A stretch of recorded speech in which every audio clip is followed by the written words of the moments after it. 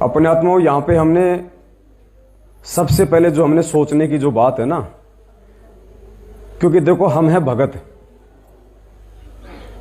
और हमारे लिए सबसे बड़ा जो प्रमाण है, सबसे बड़ा जो शास्त्र है, वो गीता जी नहीं है, वेद कुरान पुराण बाइबल नहीं है। हमारे लिए सबसे बड़ा यदि वर्तमान में कोई शास्त्र है, कोई वेद गीता कुरान पुराण है, तो केवल सतगुरुदेव जी के सत्संग हैं। अगर किसी ने भक्ति करनी है, अगर किसी ने मोक्ष प्राप्त करना है, तो आपने गीता जी की नहीं, आपने वेदों की नहीं, आपने अपने गुरुदेव के सत्संगों का सहारा लेना पड़ेगा। गुरुजी ने बताया कि वेद कुरान पुराण शास्त्रों का केवल इतना ही रोल था कि उन्होंने आपको सतगुरु की पहचान करवा दी, सिर्फ इतना ही उनका रोल है।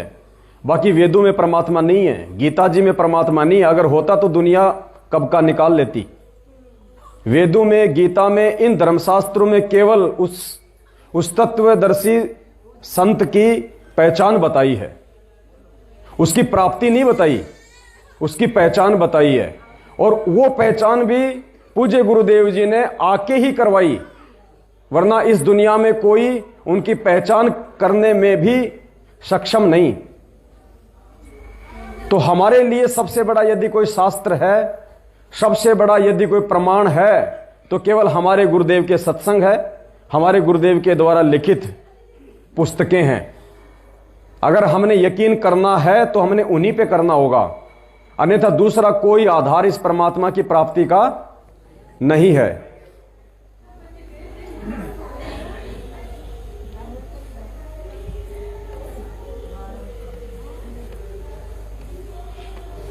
उसके लिए देखो परमात्मा ने हमें क्या समझाया है।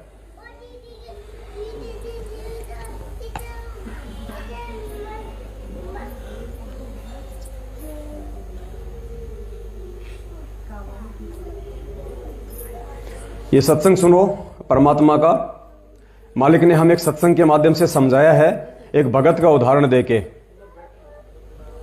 और गुरुदेव कह रहे हैं कि भाई क्या तुझे मेरे ऊपर विश्वास है? क्योंकि जब गुरुजी ये दिखा रहे थे सारी पुस्तकें, तो उसने कहा कि ये कौन सी बड़ी बात है। तो गुरुजी ने कहा कि क्या आपको मेरे ऊपर विश्वास है? जो मैं शब्द बोल रहा हूं, क्या आपको मेरे ऊपर विश्वास है? तो उसने कहा कि जी इसका क्या प्रमाण है कि आप जो बोल रहे हो सही है? तो गुरुदेव ने उसको कहा कि नालायक, आश्रम से बाहर निकल जा। जब तुझे मेरे ऊपर विश्वास नहीं है, तू भक्ति करने के लायक प्राणी नहीं है। तो परमेश्वर ने उसको आश्रम से बाहर निकाल दिया। फिर बाद में उसको अपनी गलती का एहसास हुआ, वापस आके उसने गुरुदेव से माफी मांगी। वो घटना खाली यहां तक सीमित नहीं है पुण्यात्माओं, ये सारी घटनाएं हमें समझाने के लिए हैं कि आप लोगों ने इन शास्त्रों पे नहीं, आप लोगों ने मेरे वचनों पे विश्वास करना पड़ेगा। गुरुदेव ने अगर दिन में बोल दिया कि बेटा रात हो रही है, वो भले हमें वो दिन दिखाई दे रहा है, लेकिन हमने यही सोच के चलना है कि जो गुरुदेव कह रहे हैं वो सत्य है, ये मेरी ही आंखों का कोई भ्रम है। बाकी जो पूज्य गुरुदेव जी ने जो कह दिया वो फाइनल है। एक भक्त बुजुर्ग सा था, 70 वर्ष की आयु का है, अभी था कि वो भी भक्त है, लेकिन वो कहते हैं भगत तो बन जाते हैं, लेकिन गुरु जी के वचनों पर अविश्वास करता तो भक्त नहीं। कारण क्या है कि हम उन संतों पर, ऋषियों पर पहले विश्वास, ब्लाइंड फेथ कर चुके हैं, जिनका ज्ञान आज एक आने का नहीं पाया इस परमात्मा की तत्व ज्ञान की रोशनी में। तो अब सभी वकील बन गए। इस दास को भी संशय की दृष्टि से देखते हैं।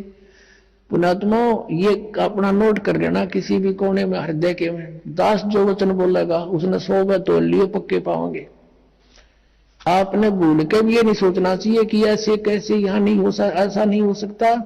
आप बालक हो, यह आध्यात्मिक मार्ग है, इसको समझना आपके बस की बात नहीं। आप इतना ही समझो जैसा दास आपको समझाना अब चाहे, और आपके रूबरू कराता हूं और फिर भी संशय रहता तो आप अपनी बालक बुद्धि समझ लेना, दास के वचन पर अविश्वास ना करो। तो उस बुजुर्ग के अविश्वास हो गया, अपने आप में विद्वान पाक रहा। एक दिन मुझे लिख कर दे दिया कि आप झूठ बोलते हैं, दुर्गा को प्रकृति नहीं कहते। तो इससे सिद्ध था कि उसने ये वचन नहीं सुन रखे दास के कहीं पर भी। इतना क्लियर कर देता है जो ध्यान से सुने, या तो याद खा कर सो जाता था। फिर वो पूछा, मैं कहा भी आप बात कर सुन मेरी। आपने मुझ पर विश्वास नहीं, विश्वास कैसे हो, ये कहीं नहीं लिख रखा। मैंने कहा फिर आप आज के बाद यहां मत आना, आप जा सकते। उसको आश्रम से अलाउड नहीं रखा। वजह से नालायक आदमी, जब आपने गुरुजी पे विश्वास करा, प्रत्यक्ष दिखाता हूं और अच्छा प्रमाण दिखाता हूं, चला गया वो फिर 2 महीना के बाद आया, यहां से आ तो उसको वापस कर दिया कि नहीं, ऐसे अनाड़ी व्यक्ति की यहां आवश्यकता नहीं है। उसने फिर मुश्किल माचगी, समझ में आ गया, देखा सचमुच में तो गलती कर दी, और भक्तों ने उसको प्रमाण दिए, कहां अंधे हो रहे हो तुम, फिर सत्संग क्या सुनते थे तुम, तो खा कर सो जाता होगा फिर सत्संग में। फिर उसने देखा, फिर क्षमा याचना की, कहने लगे जी हम तो बालक हैं, बेशक मैं अपने आप में घना समझदार बुद्धिमान समझू था, और आपके वचन पक्के पाए, तो पुण्यात्मा ये सत्कर मान लेना, दास जो बोलेगा सारी साची होंगी। तो पुण्यात्मा, कहने का मतलब है जब तक हम अपने गुरुजी के अंदर परमेश्वर को नहीं देखेंगे, भगवान को नहीं देखेंगे, तब तक हमारी बात नहीं बनने वाली है। और हमने यही निर्णय करना है कि वास्तव में परमात्मा कौन है। अब आपको एक सत्संग सुनाते हैं, पूज्य गुरुदेव जी का, ध्यान से सुनना, जिसमें एक भगत की गुरुजी चिट्ठी पढ़ के सुना रहे हैं। और उसमें वो भगत कह रहा है कि जब मैंने गुरुदेव के आश्रम में दर्शन किए और जब मुझे गुरुदेव के चरणों की सेवा मिली, तो जब मैं गुरुजी के जब मैं चरणों को दबाने लगा तो ऐसा लगा जैसे रुई से भी नरम, फोम की तरह। अर्थात हम अपने पूज्य गुरुदेव जी को 5 तत्व अर्थात हाड़ मांस के इस शरीर में आया हुआ ना माने। गुरुजी उसकी चिट्ठी पढ़ रहे हैं और उस भगत ने लिखा कि जब मैंने गुरुजी के पैर दबाए तो मुझे ऐसा लगा जैसे रुई, जैसे फोम होता है, और गुरुजी उसको पढ़ के आगे निकल गए। अर्थात अगर गुरुजी का शरीर ऐसा नहीं होता तो परमात्मा उसको कह देते, भैया तूने चिट्ठी में यूं क्यों लिखा है। तो परमेश्वर ने एक संकेत दे दिया खुद अपने मुख से पढ़ के। अगर कोई भगत ये बात कहे तो शायद क्या पता किसी को विश्वास हो या ना हो, लेकिन उस परमेश्वर ने आज हमारे को ये फिट जचाने के लिए कि धरती पे भैया परमात्मा प्रकट है, उसकी चिट्ठी खुद पूज्य गुरुदेव जी ने पढ़ी और गुरुजी ने अपने मुख कमल से यह बात बताई। ध्यान से सुनना। के बाद आश्रम क्रोथा में खाना खाया तो दर्द नहीं हुआ। दांतों को हाथ लगाकर देखा तो वो हिल रहे थे, लेकिन कम हिल रहे थे, और वो अब भी हिलते हैं लेकिन तकलीफ नहीं। इसके बाद दर्शनों के लिए गया तो चरण सेवा मिली, तो सतगुरु देव के चरण ऐसे लगे जैसे फोम की रुई से भी नरम हो। तो मैं तो ऐसा हो गया कि न कोई चिंता और न कोई तकलीफ, मैं बहुत खुश हो गया। अपने आप ही मन में आता रहा कि इनसे ऊपर कोई और शक्ति नहीं। खुद सतगुरु रामपाल जी भगवान ने उस भगत की जो चिट्ठी थी वो पढ़ी और परमेश्वर ने खुद ही अपने मुख से ये बोल दिया कि जब मैं गुरुजी के चरणों की सेवा करने लगा तो मुझे गुरुदेव के चरण ऐसे लगे जैसे रुई से भी नरम, जैसे फोम हो। और फिर मुझे यह पक्का विश्वास हो गया कि इनसे बड़ी और कोई शक्ति।